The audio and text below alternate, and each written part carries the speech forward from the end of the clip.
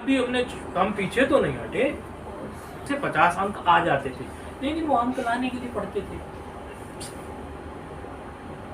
वो तो हमारा पूर्व का संस्कार था कि हमें साधु जीवन में आना था।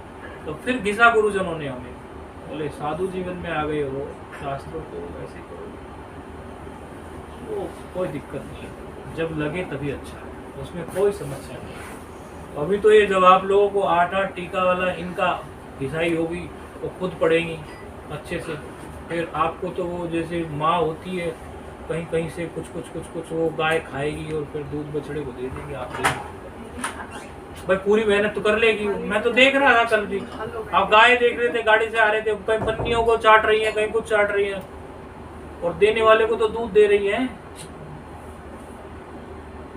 तो ये आपकी जो आचार्य हैं, इनका बड़ा परिश्रम होगा। हम तो इनको घिसते रहते हैं पूरा, हम तो वो, आप अगर हमारी इनकी आप वार्तालाप सुन लेंगे, आप घबरा जाओगे। जितने डांट वो सहन कर लेती है, शुरू में तो हम बच्चों की तरह लेके चलेंगे, फिर तो बहुत लाड़ पुचकार करेंगे, नहीं भागना जाएगा, तो थोड़ा सिखाना भी है। लेकिन फिर जब विद्यार्थी थोड़ा हो जाता अच्छा, फिर उस पर ये होता है ना, इसे और ऊपर स्तर पर ले जाना है। माँ को क्या कभी कोई बच्चे पे कोई दाग या कुछ लगा, हल्की से उसे भी चोट के ठीक कर लेती है, हटा क्या लगा, फिर हमें रहता और आगे लेके चलो, और आगे लेके चलो। तो हमारी इनकी तो यदि आपने वार्तालाप सुन ले, आप घबरा जाओगे। बोले इतना सुनाते हैं हम इनको, क्योंकि हमें पता है कि लगा के रखना है, लगा के रखना है, लगा के रखना है। क्योंकि देखो इनके पास बहुत काम है, घर परिवार के सभी के पास है, और उसमें से भी इनका ध्यान खींच कर लगाना करवाना, तो हमें पता भी होता है इनके लिए जटिल होगा, कठिन होगा। लेकिन यदि हम ऐसा सोच के बैठ जाएं कि कठिन होगा, हमारी तरफ से ढीलापन हो गया, आगे एनर्जी फिर ढीली पास होगी ना। जब हम प्रचंड उत्साह से रहेंगे, हिलाएंगे डुलाएंगे। जब इनको हमने लगाया था तो हमने वेदांत परिभाषा सुनाई, कुछ नहीं, उड़ गई, बाउंस कर गए। वेदांत परिभाषा हमने फाइल भेजी, सुनाया, पढ़ाया, बाउंसर जा रहे हैं, कुछ समझ नहीं आ रहा है, नहीं आ रहा है, सुनो, फिर भी सुनो, नहीं आ रहा है, फिर भी सुनो, फिर भी सुनो।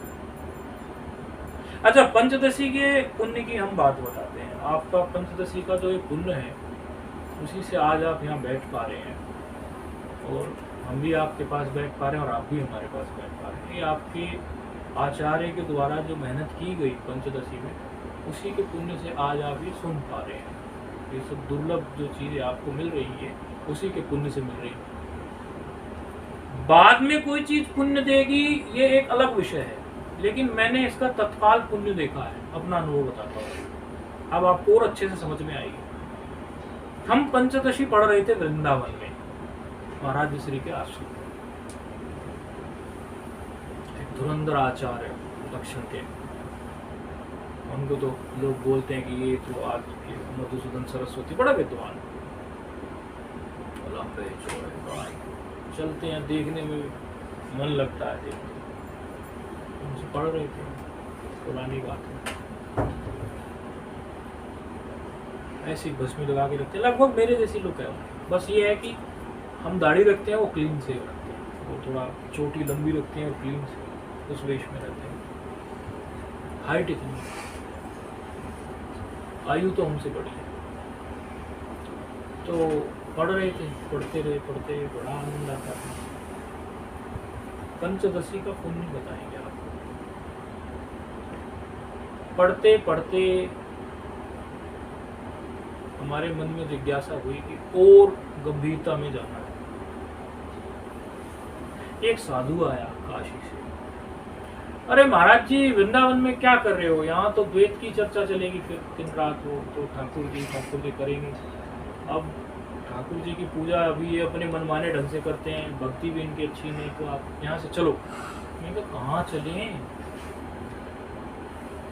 यार मैं लेके चलूँगा आपको महात्मा। हम सफ़ेद पहनते, वो गेरू पहनते, लेकिन मित्र आत्मानंद नाम भी हमने दिया उनको।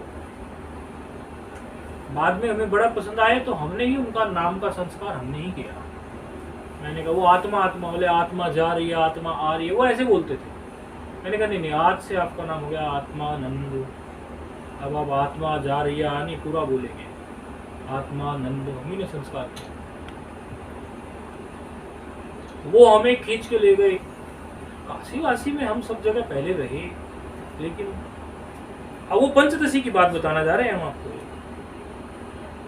और पढ़ते हमने सोचा कि पंचदशी से हम पंचदशी पढ़ने लगे। वहाँ एक महात्मा पढ़ा रहे थे पंचदशी, हम फिर से पंचदशी पढ़ने लगे कि एक बार होगी दोबारा करो, अच्छा लगता है और कॉन्सेप्ट क्लियर होगा। 3 से 4 महीने के बाद हमें पता चला कि हम जिनसे पंचदशी पढ़ रहे हैं वो उनके गुरु हैं जिनसे हम पहले पंचदशी पढ़े। मतलब पंचदशी के पुण्य ने हमें चेले के गुरु से मिला दिया, जिनसे हम पढ़े उनके भी गुरु जी से मिला दिया। हमें पता ही नहीं था, सच में नहीं पता था। कैसे पता चला कि उन्होंने अपनी पुस्तक रची 4-5 अंग्रेजी में, विदेशों में छपती हैं, यहाँ भी छपती हैं, कहीं मिल जाएगी फ्लिपकार्ट वगैरह पर। तो उन्होंने उस पर उन्होंने उनका फोटो छापा और लिखा उनके लिए, जैसे वंदना करेंगे ना गुरु की। अरे मैंने कहा इनसे तो रोज पढ़ रहे हैं, अच्छा ये वो उनके लिए गुरु जी है। उस दिन से बड़ा हमारे अंदर तो ऐसा उत्साह हो गया, मैंने कहा भाई भगवान क्या तेरी लीलाएं हमारी समझ से बाहर हैं, बड़ा पुण्य है। क्योंकि बड़ी तपस्या से 80 साल में आके निचोड़ निकाल के उन्होंने लिखा है। तो बड़े तपस्वी, बचपन से लेके तपस्वी क्षोत्रिय ब्रह्मनिष्ठ महात्मा की लिखी हुई है प्रयास है। शंकराचार्य पद पर आसीन हुए श्रृंगेरी मठ के बड़े भाई भी हुए, ये भी हुए, बाहर की तीर्थ भी हुए, विद्यारायण जी भी हुए। शंकराचार्य पद पे ही थे। तो थोड़ा फिर शास्त्र फिर कुछ थोड़ा बीच में छुट्टी सी ली तो शास्त्र रच दिया थोड़ा, क्योंकि पद पर जिम्मेदारियां ज़्यादा होती हैं ना, चिंतन के लिए जिम्मेदारियों से परे रहना पड़ता है, ज़्यादा जिम्मेदारी हो जाती हैं तो चिंतन में। अब आप यदि हमें रोज़ ये कहने लगे कि हम रोज़ आपको ये बातें बताएं, हम नहीं बताएंगे, हमारा चिंतन आधा हो जाएगा आप लोगों के चक्कर में। तो जिम्मेदारियां जब बढ़ जाती हैं तो हाँ, यदि आप चिंतन की बात करेंगे तो रोज बताएंगे, कोई मना नहीं। नहीं तो यदि शास्त्र से भिन्न कोई बात आती है तो उसमें माइंड तो बट ही जाता है ना, इधर माइंड चला गया उधर चला गया। और इतने धुरंधर शास्त्रों की रचना बड़े बड़े, वो उन्होंने इसलिए शंकराचार्य पद को उन दिनों थोड़ा साइड कर दिया था, तब ये शास्त्र रचा था पंचदशी। तो ये तो आपकी पंचदशी की महिमा है। अब जिनका पंचदशी हो गया उनको बहुत बहुत बधाई है कि आप लोग एक परंपरा में आप लोगों को प्रवेश मिल गया और अब आप अपनी अंतिम लक्ष्य तक पहुंच जाएंगे, बिल्कुल अंतिम पायदान तक। देखो 40%, 30%, 20% चले हुए तो लोग मिलते रहते हैं, लेकिन नान्य पंथा बिना ज्ञान के, उपनिषद ज्ञान के मोक्ष नहीं है। उपनिषद ज्ञान के बिना कोई मोक्ष नहीं है। ऋतम ज्ञान है ना, ज्ञान के बिना कहाँ मुक्ति होने वाली है, कोई है ही नहीं। क्योंकि ज्ञान का मतलब है दीपक को दीपक ही जान लेना, और उपासना का मतलब है कि आपको पत्थर में शालिग्राम बुद्धि करना, गंडक नदी के पत्थर में आपको शिवलिंग की बुद्धि करना, यानी वो बनानी पड़ती है, होती नहीं है, उसमें बनानी पड़ती है, वो पुरुष तंत्र है। और ज्ञान जो है वो वस्तु तंत्र है। दीपक है तो दीपक ही रहेगा ना, बस उसका ज्ञान चाहिए कि ये दीपक है। इसमें ये भावना थोड़ी ना करनी है आपको कि ये दीपक है और इसमें भावना कर लो आप सूरज की, ऐसे कैसे सूरज बनेगा? नहीं, है भावना करो तो करो, वो अलग बात है, लेकिन बन नहीं जाएगा ये दीपक दीपक ही रहेगा। तो ज्ञान का ऐसा ही है, आप ब्रह्म है, ये सर्व शास्त्रों से सिद्ध है बात। तो वही प्रमाण दे दे के विद्यारण्य जी समझा रहे हैं। अब भगवान समझाएंगे आपको, भगवान कहेंगे निमित्त बना लिया अर्जुन को, लेकिन कलमस तो कितने अरबों खरबों लोगों का मिटा रहे हैं, निमित्त खाली अर्जुन बनेगा। अब आगे जो भी जुड़ेंगे तो उसमें जुड़ेंगे। इसलिए इसमें सुदृढ़ होकर लगे रहना है, और लगे ही नहीं रहना है। यदि आपके हृदय में प्रकाश हुआ हो कुछ, यदि शब्द लगाया हमने, इसका निर्णय आप निकालना, हम वहां नहीं भरवाएंगे। तो आपको अन्य लोगों के हृदय में भी प्रकाश करने के लिए कुछ प्रयास करना चाहिए। कितने लोग ऐसे होंगे जो कुछ करना तो चाहते होंगे, लेकिन उनको प्रेम से हाथ पकड़ के ले जाने वाला नहीं होगा। बहुत लोग जो करना तो चाहते होंगे, लेकिन उनका हाथ पकड़ के ले जाने वाला कोई होगा नहीं प्रेम से कि चलो कर कर। और शुरू में 10-15 दिन तो वो भैया काम फंसा दिए। एक और दूसरा पार्ट चालू करवाया हमने दूसरे विद्यार्थी से, तो उसके विद्यार्थी उसने 15 दिन यही कहते रहे, कहाँ फंसा दिए रोज पकड़ के, और अब वो छोड़ नहीं रहे। अब वो खुद जो है 10 मिनट पहले कॉल करके बोलते हैं हमें पाठ कराइए। तो शुरू में लगता है, बाद में रस चख लेंगे, उनको खुद पता चलेगा कि जीवन में क्या समझ। अच्छे अच्छे महात्माओं के शिष्य साधक भक्त 20 साल से सत्संग सुनते हैं, लेकिन यदि उन लोगों ने ठीक से शास्त्र नहीं पढ़ा तो उनको ज्ञानेंद्रिय, कर्मेंद्रिय, पंचीकृत, अपंचीकृत, पंच महाभूत, अव्याकृत, व्याकृत कॉन्सेप्ट क्लियर। तो तत्व का विचार कैसे करेंगे? तत्वमसी उनको हाजमा में नहीं आएगा, उनका हाजमा खराब हो जाएगा। ये विचार का मार्ग है, और इसमें चलने से आपकी एक और गजब की बात है, इसका प्रमाण तो ये बैठेंगे ये बता देंगे। इनको हमने व्याकरण पढ़ाया और इन्होंने हमें प्रमाण ये बताया व्याकरण का। बोले मैं तो व्याकरण से कुछ बुद्धि तेज हुई कि मंद हुई, ये बताओ। तो एक किसी विभाग में कार्य करता, इन्होंने कहा उस विभाग की रिपोर्ट मुझे साल में एक बार तैयार करनी पड़ती है, जिसका मिनिमम टाइम जो है 7, 8 या 9 दिन है, उतने से कम में वो तैयार नहीं होती। बहुत सारा डेटा होता है, उसको तैयार करना है। बोले व्याकरण पढ़ने के बाद बुद्धि ऐसी तीक्ष्ण हो गई है कि वो 3 दिन में रिपोर्ट मैंने तैयार कर, और आश्चर्यचकित हैं सब लोग। 7-8 दिन की रिपोर्ट 3 दिन में तैयार कर, तो बुद्धि का वैभव, बुद्धि बढ़ी ना, एक अपने अलग स्तर पे आई ना। शास्त्र बार बार ऐसे घिस घिस के आपको शुरू में आपको विचार करवाया जाएगा आचार्य के द्वारा, आपके आचार्य विचार करा रहेंगे, बाद में आप खुद विचार कर लेंगे। और एक ही श्लोक की आवृत्ति जब आप दूसरी बार तीसरी बार ऐसे आएगी, हमने पहले पंचदशी पढ़ी वो कुछ और थी, फिर दूसरी बार पंचदशी पढ़ी उसने कुछ और हमें ऐसे दे दिया, और हम छोड़ेंगे थोड़ी, पढ़ते भी रहेंगे पढ़ाते भी रहेंगे। कोई शंकराचार्य स्तर के महात्मा पंचदशी पर कुछ बोल रहे हैं तो हम वहां पढ़ाने की बात थोड़ी ना, पढ़ेंगे दंडवत मार के। और कोई पढ़ना चाहता हो उसे पढ़ा भी नहीं, हम पीछे थोड़ी ना हटेंगे। इसीलिए यदि आप लोगों को में आनंद प्राप्त हुआ हो, आपके जीवन की दिशा सार्थक बनी हो कि हाँ मैं सही दिशा में जा रहा हूँ। देखो कई लोग क्या होते हैं, हमें हतोत्साहित करने वाले क्या करते हैं, अरे ऐसे ही तू और ऐसे ही हम, तूने पूजा मोक्ष प्राप्त कर लिया। तो मैं उसको एक बात से समझाना चाहता हूँ। 2 व्यक्ति हैं, दिल्ली से चले, जाना है हरिद्वार। एक व्यक्ति ने तो रास्ता पकड़ लिया ये मेरठ और हरिद्वार वाला, और दूसरे व्यक्ति ने रास्ता पकड़ लिया है दिल्ली से जयपुर वाला।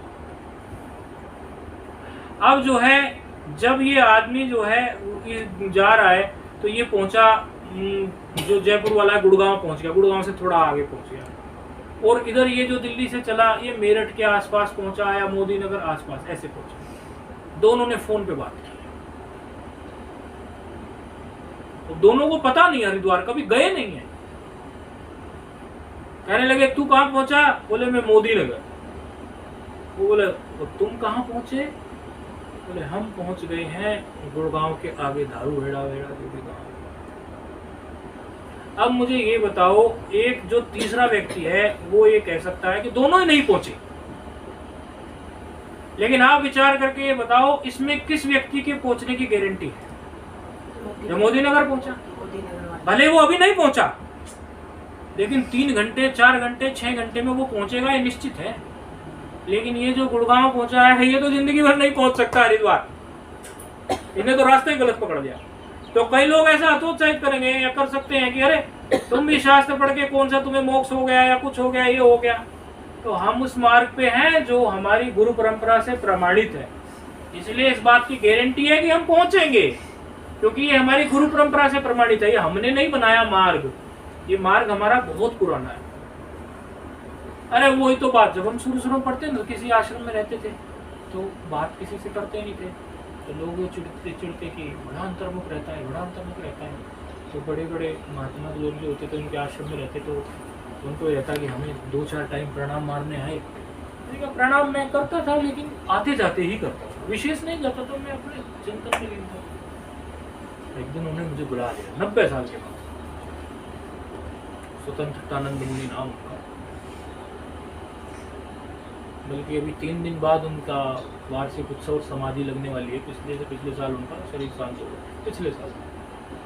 बोले अरे महाराज क्या करते हो आजकल? मैंने कहा वो बृहदारण्यक चल रही है, उसका अध्ययन कर रहे हैं, शायद को उपनिषद। अरे किताबी ज्ञान ही तो है, हम कुछ अनुभूति की बात बताएंगे, हमारे पास आके बैठा कर। अच्छा महाराज जी बहुत अच्छी बात है, मतलब हतोत्साहित करने के लिए उन्होंने हमें जाके बैठा देखा। अच्छा आप कुछ अनुभूति की बात बताइए। कोई अनुभूति की बात थी नहीं, क्योंकि शास्त्र अध्ययन किया हुआ था ही नहीं, बस हवा में तीर मार रहे थे। अब जो नया आदमी होता है उसे तो कोई 2-4 बात इधर की उधर की भी सुना दो, वो भगत बन जाएगा। अरे गुरुजी मेरे गुरुजी बड़े ब्रह्मज्ञानी, मेरे सबके गुरु ब्रह्मज्ञानी है इस पृथ्वी पर। हर चेला अपने गुरु को ब्रह्मज्ञानी समझता है, लेकिन शास्त्र से लक्षण मिलेंगे क्या? क्षोत्रिय ब्रह्मनिष्ठ के लक्षण मिलेंगे क्या? नहीं मिलेंगे। मैंने उनको प्रणाम किया। मैं दिन रात इसमें विचार कर रहा हूँ, मैं डूबा हुआ हूँ, और ये मेरी शास्त्र परंपरा है। शंकराचार्य जैसे दिन रात डूबे रहते थे, और भी इतने बड़े बड़े महापुरुष अभी भी जो है डूबे रहते हैं दिन रात। उसको छोड़कर मैं आपकी अनाप शनाप कल्पनाओं को सुनूं?